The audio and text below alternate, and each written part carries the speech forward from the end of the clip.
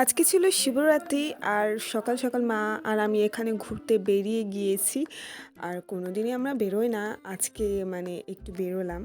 তারপরে বাড়িতে গিয়ে সব কিছু রেডি করে নিয়েছি আর আমিও রেডি হয়ে গেছি, হয়ে তারপরে মন্দিরে চলে এসেছি, যেটা বাড়ি থেকে অনেকটা দূরে। আর মন্দিরে দেখতেই পাচ্ছ প্রচণ্ড পরিমাণে ভিড় হয়েছে।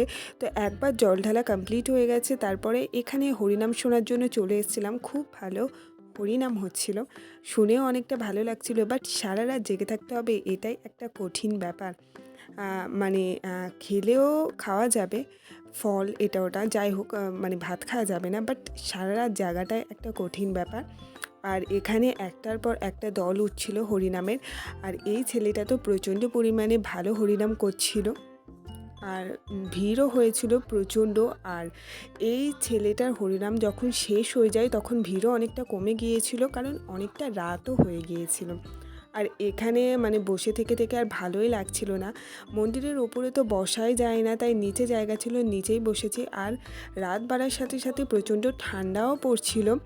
আর তারপরে অনেকটা ভোরবেলা হয়ে গেছে, আর দেখতেই পাচ্ছ অনেক ভিড় হয়েছে।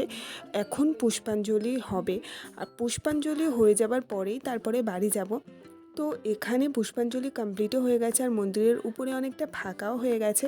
চলো এবারে বাড়ি যাওয়া যাক। সব কিছু গুছিয়ে নিয়ে বাড়ির উদ্দেশ্যে রওনা হয়ে গেছি। চারিদিকে তো প্রচণ্ড পরিমাণে কুয়াশা পড়েছে, আর এই কুয়াশার মধ্যে এই সাদা ফুলগুলো অনেকটা সুন্দর লাগছে, জাস্ট অসাধারণ লাগছে।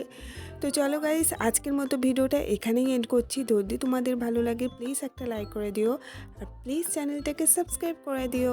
আজকের মতো বাই বাই।